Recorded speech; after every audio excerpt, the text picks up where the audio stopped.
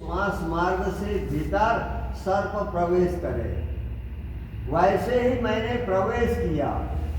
उसके भीतर अपने अपने रस को ग्रहण करने वाली नाड़ियां मुझे देख पड़ी। कई बीज ग्रहण करने वाली और कई रक्त और कफ को ग्रहण करती है, कई मलमूत्र वाली है। अनेक विकार जो उसके भीतर है सो सब देखे। इससे मैं अप्रसन्न हुआ कि यह तो महापवित्र स्थान है।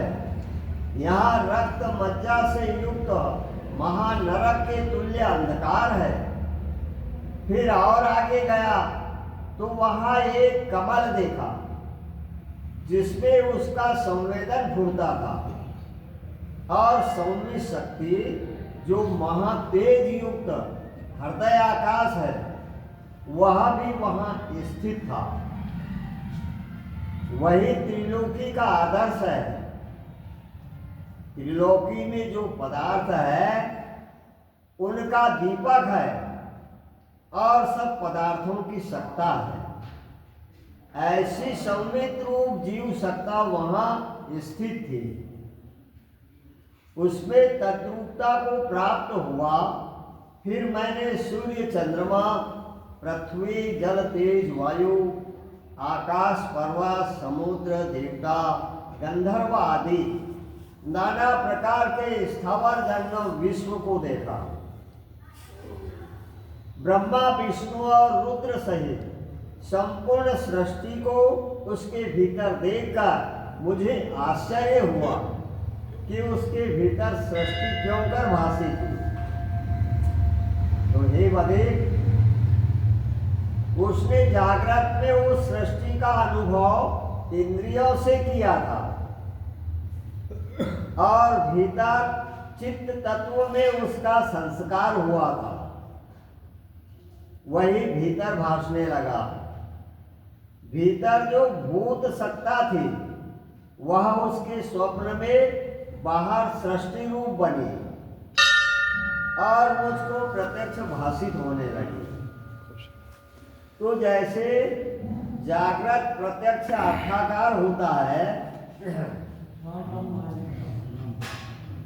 वैसे ही मुझको यह सृष्टि भासित होने लगी। तो हे बधिक, जागृत सृष्टि और इस सृष्टि में मैंने कुछ भेद न देखा, दोनों तुल्य है। चिर पर्यंत प्रतीत का नाम जागृत है और अल्पकाल की प्रतीति का नाम स्वप्न है, पर स्वरूप से दोनों तुल्य है। जो उसके स्वप्न में अनुभव में था वह मुझको जागृत दिखा और जो मुझको जागृत दिखा वह उसको स्वप्न दिखा। निद्रा दोष से उसको स्वप्न हुआ, सो उसको भी उस काल में जागृत रूप भासित होने लगा। क्योंकि स्वप्न जो स्वप्न रूप है सो जागृत में स्वप्न है और स्वप्न में तो जागृत है।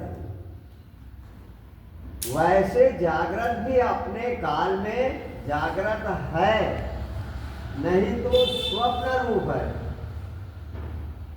इसलिए जागृत में भी जो सत्य की प्रतीति है वही प्रमाण है। इन दोनों में कुछ भेद नहीं, क्योंकि जागृत और स्वप्न दोनों का अधिष्ठान चैतन्य सत्ता परब्रह्म ही है और उसी के प्रसाद से प्राण के साथ संबंध हुआ है। जब प्राण से चित्त संवेदन मिलता है तब उस स्फुरण रूप के जीव, मन, चित्त, बुद्धि, अहंकार आदि नाम होते हैं।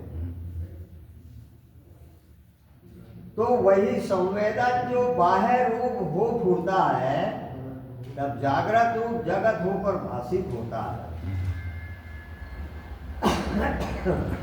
और 5 ज्ञानेन्द्रिय, 5 कर्मेंद्रिय और अंतःकरण चतुष्ट, ये 14 अपने अपने विषय को ग्रहण करते हैं।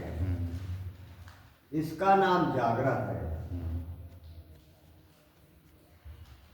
जब चित्त स्पंदन निद्रा दोष से अंतर्मुख होता है तब नाना प्रकार के स्वप्न की सृष्टि देखता है और उस काल में वही जागृत रूप भासित होता है। अधिष्ठान आत्मसत्ता जब संवेदन उसकी ओर फूटती है और बाह्य विषय के स्फुरण से रहित होती है तब न जागृत भासित होती है न स्वप्न भासित होता है, केवल निर्विकल्प आत्मसत्ता शेष रहती है। दादा कुछ बताया कर दो, हम तक कहीं समझ नहीं पड़ती है। अरे इसमें देखो, समझने की जो बात है, समझने की बात में कहा गया है जागृत, स्वप्न, सुषुप्ति और तुरिया, ये हमारी 4 अवस्थाएं कही गई नहीं है। तो ये अवस्थाएं काहे किसकी है? हमारी तन की है और मन की। तन मन दोनों की ये हमारी अवस्था है, जागृत भी, स्वप्न भी, सुषुप्ति भी और तुरिया भी। तो पहले एक एक अवस्था को समझो।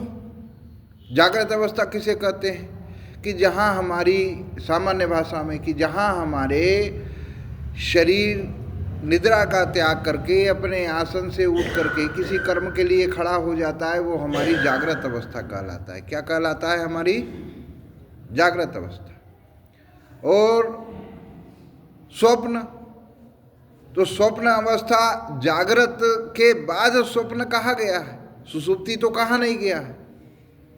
तो जागते समय जो प्राणों के आवागमन से हमारे संवित में संकल्प विकल्प पैदा होते हैं, उन संकल्प विकल्प में जो हमारा मन रमण कर रहा होता है, वह कर्म हमारे तन के द्वारा हो अथवा ना हो, वह संकल्प विकल्पों का रमण एक स्वप्न कहलाता है। क्या कहलाता है? एक स्वप्न। क्योंकि वो जागृत अवस्था में स्वप्न देख रहे हैं। एक सामान्य भाषा में आप देखोगे, एक मनुष्य जब निद्रा में जाता है तो निद्रा में स्वप्न में खोता है। क्यों? क्योंकि उसके दिन भर का जो अभ्यास होता है बहिर्मुख वृत्ति को ज्ञान इंद्रियों से, कर्म इंद्रियों से जो पढ़ता है, तो वो उसके चित्त में दृढ़ होता है। अब शरीर निद्रा अवस्था में जाने पर वहाँ शरीर और इंद्रियाएं आराम कर रही होती है शिथिल होकर के, लेकिन प्राणों की गति से जो संकल्प विकल्प पैदा होते हैं वो रुकते हैं क्या? वो नहीं रुकते हैं। जब वो नहीं रुकते हैं तो वो रमण करते कहीं ना कहीं, तो वो सुषुप्ति में स्वप्न होता है। वो काहे में स्वप्न होता है? सुषुप्ति में। और जागृत अवस्था में जो स्वप्न होता है, यानी वह संकल्प जो हमारे मन बुद्धि चित्त में पैदा होते हैं और उनको हम एक स्वप्न की तरह देखते हैं और उनके कर्मों में आरूढ़ नहीं होते। कर्म में आरूढ़ हो गए तो वह संकल्प सत्य रूप प्रतीत होगा, लेकिन जो संकल्प विकल्प जिनमें कर्म रूप आरूढ़ नहीं हुए, वो संकल्प विकल्प असत्य रूप हो जाएंगे। तो वो असत्य एक स्वप्न कहलाता है। क्या कहलाता है? स्वप्न, जो मिथ्या है। तो जागृत में हमारी स्वप्न अवस्था आ गई।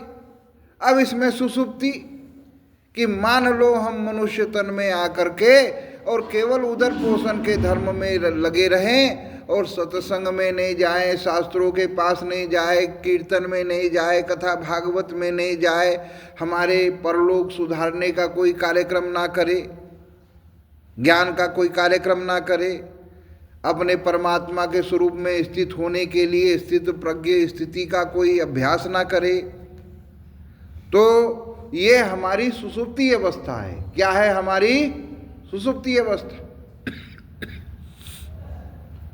क्योंकि भगवान ने क्या कहा है कि सबते दुर्लभ कवन शरीर।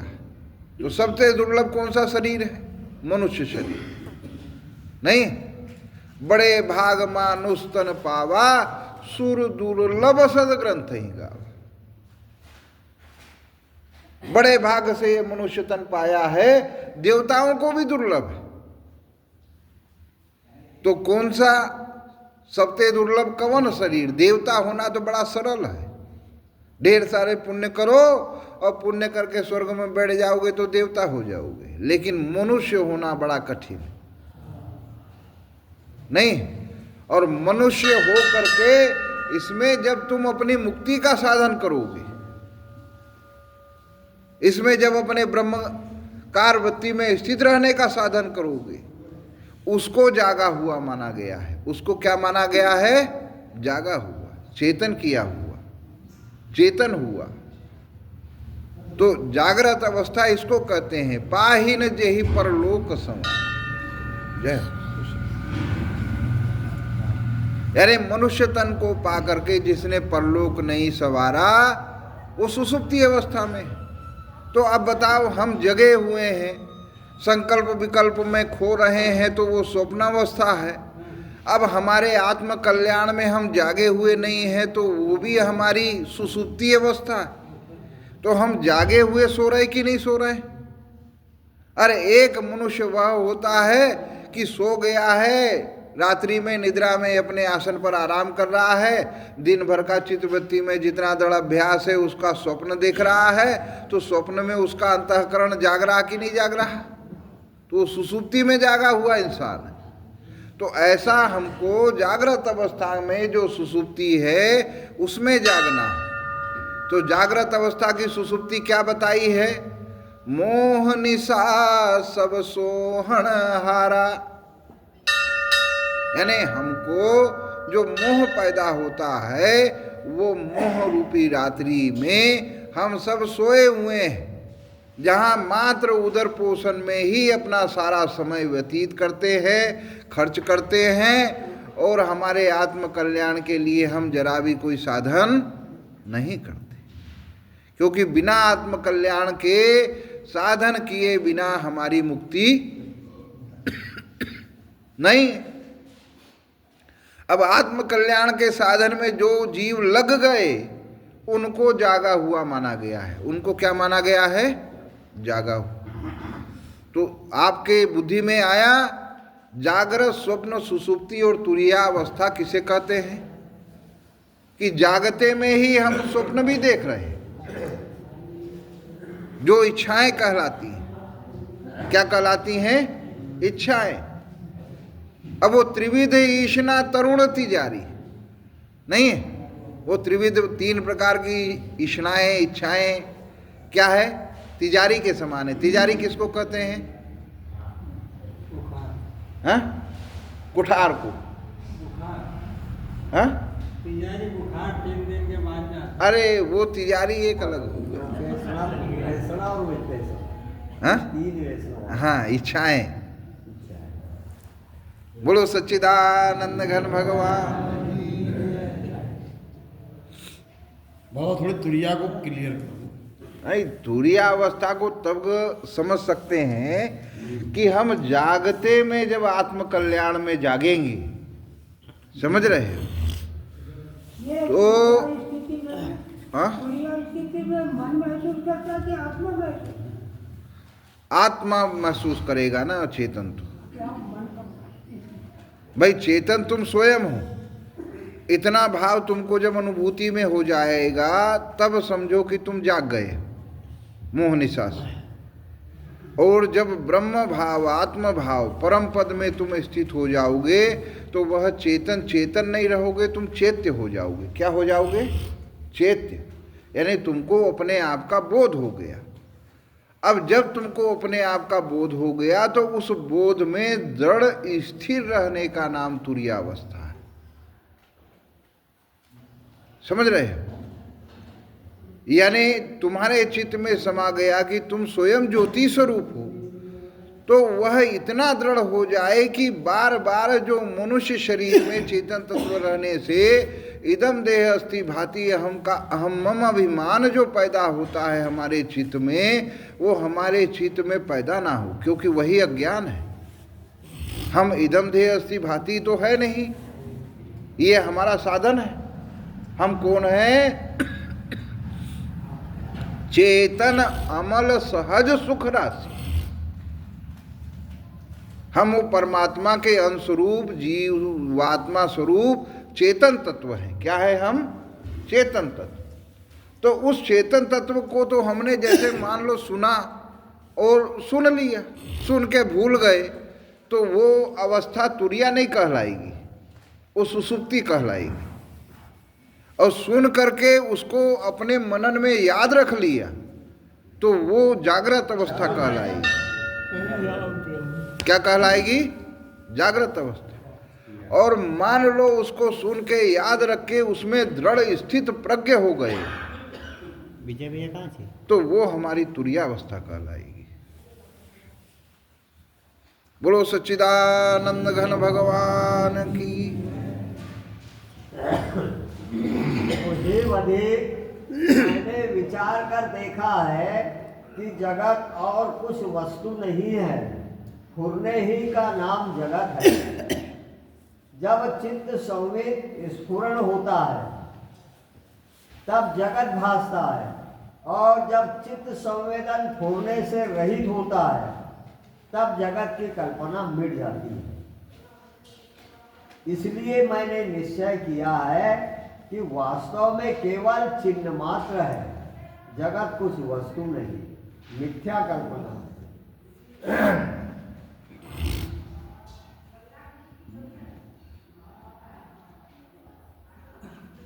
तो जगत फोड़ने से रहित, जब चित्त संवेदन फोड़ने से रहित होता है तब जगत की कल्पना मिट जाती है। तो फिर क्या रहता है भाई? चित्त वृत्ति हमने निरोध की ना। मान लो हम अपने अंदर विवेक के द्वारा प्राणों के आवागमन से संवित में जो संकल्प विकल्प पैदा हो रहे, तो वो संकल्प विकल्प रूप किस प्रकार है? तो 5 कर्म इंद्री, 5 ज्ञान इंद्री के 5 विषय शब्द स्पर्श रूप रस गंध से हम जो पढ़ रहे होते हैं, वो संकल्प विकल्प जो पैदा होते हैं वो जगत रूप, वो दुखदाई है। और मान लो उन संकल्पों को हमने हमारे अंदर वहीं निरोध कर दिया, उनको उठने ही नहीं दिया, तो बहिर्मुख वृत्ति से जो हमारे संकल्प विकल्प उठ रहे थे वो तो वहाँ अंदर नष्ट हो जाएंगे। नष्ट हो जाएंगे तो वो जगत मिथ्या रूप हो गया कि नहीं हमारे लिए? वहाँ जब वहाँ मिथ्या रूप हो गया तो वहाँ कुछ ना कुछ तो आधार रहेगा ही। तो वो आधार क्या रहेगा कि हम अजर अमर अविनाशी आत्मा चेतन ब्रह्म स्वरूप हैं। ये वृत्ति हमको दृढ़ रखना है ना। अभय उत्थान धर्मस्य, अभयता क्या है भाई? इदम देह अस्ति भाति से हमारे मन को भय पैदा होगा कि हम जन्मे हैं, हम जन्मे हैं तो मरेंगे नहीं है, तो जन्मे हैं तो मरेंगे तो भय पैदा होगा। और यदि हम चेतन परमात्मा के अंश स्वरूप अजर अमर अविनाशी आत्म ब्रह्मरूप हैं, जब ऐसा चिंतन करेंगे तो वो चेतन ब्रह्म अविनाशी है तो वो क्या जन्मा है? जन्मने से पहले भी विद्यमान था। तो वो क्या मरा है? मरने के बाद भी विद्यमान रहेगा। तो जन्मने मरने का भय हमारे चित्त को भासेगा क्या? नहीं।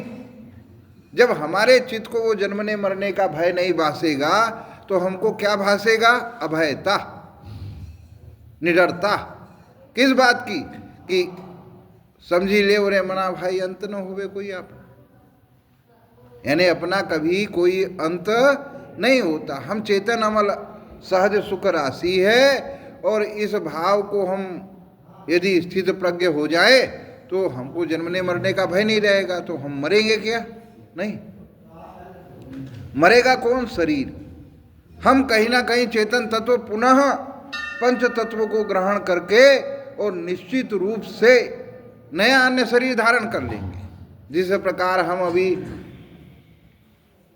यहाँ से घर जाएंगे, घर जा कर के फिर सुबह नहाएंगे धोएंगे तो ये कपड़ा उतार करके रख देंगे, दूसरे नए कपड़े जो धुले धाले होंगे वो पहन लेंगे। तो ऐसे ही जब मनुष्य तन में आए तो ये 5 तत्व का शरीर रूपी जो कपड़ा हमने पहन रखा है, ये अभी दिन भर 100 साल रूपी दिन में हम कर्म कर रहे हैं। अब इसमें जब वो कपड़ा हम उतार करके रख देंगे तो इसको वो विधि, वो प्रकृति धो धा के साफ कर देगी तत्व। और जब हम कहीं जाएंगे तो वहाँ हम धुले धाले कपड़े, यानी वो धुले हुए जो तत्व जो शुद्ध हुए रहते हैं उनको ग्रहण करके पुनः हम नया कोई शरीर धारण कर लेंगे, नहीं है। तो भगवान क्या कहते हैं कि जब चेतन तत्व में जब अमल हो जाओगे तो निज इच्छा निर्मित तनु श्री माया गुण गोपाल, फिर हम अपनी इच्छा से ही जन्म ले सकते हैं और वो मायाधीश रूप ही जन्म लेता है, प्रकट होता है। क्या कहा? माया गुण गोपाल, यानी माया के गुणों से पार है, वो अपार है। इसलिए परमात्मा को अपरंपार कहते कि नहीं, कि परमात्मा अपरंपार, तो कौन है? हमारा ही स्वयं का निज स्वरूप है, उसका ही हमको बोध करना है। तो वो बिना शास्त्र के पास जाए नहीं होगा। शास्त्र कह देता है कि मेरा अनुभव करने वाले किसी गुरु के सानिध्य में जब तक के तुम नहीं विद्यमान रहोगे तब तक नहीं होगा। और फिर गुरु कहता है कि बालक जब तक तुम अभ्यास नहीं करोगे तब तक नहीं होगा। और अभ्यास में लगने का नाम ही जागृत अवस्था कहलाता है। क्या कहलाता है? जागृत अवस्था। बोलो सच्चिदानंद भगवान की जय।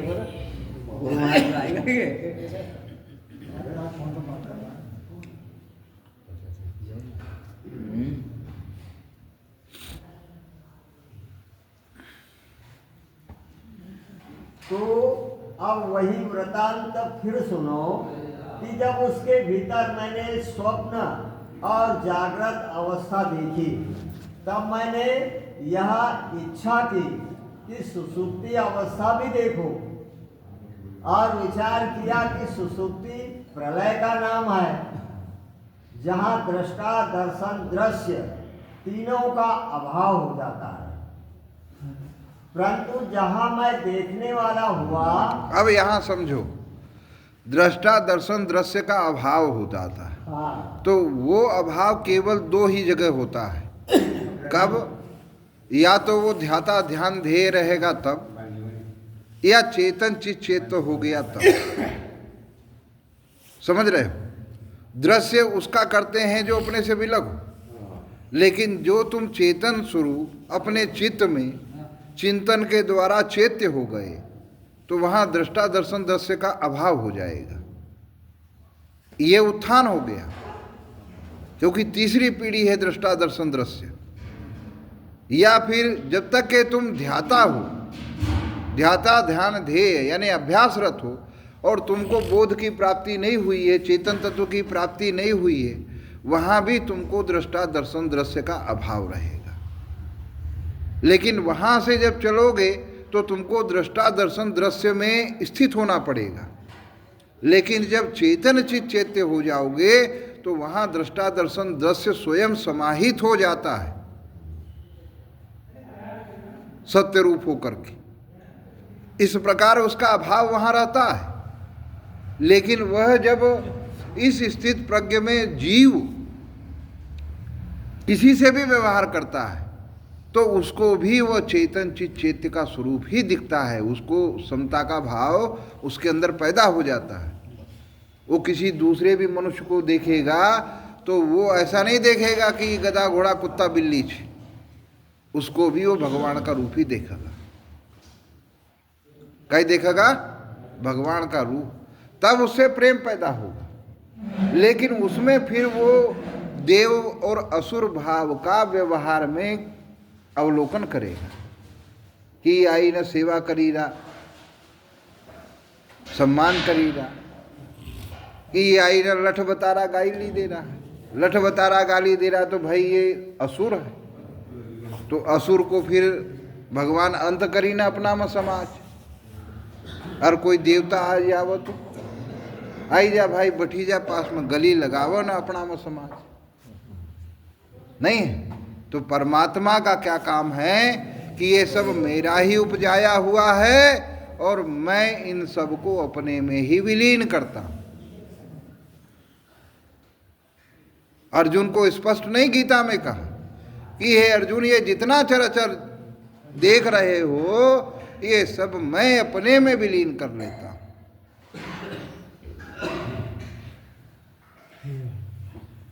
ये मेरा ही बनाया है, अपने में ही विलीन करना है।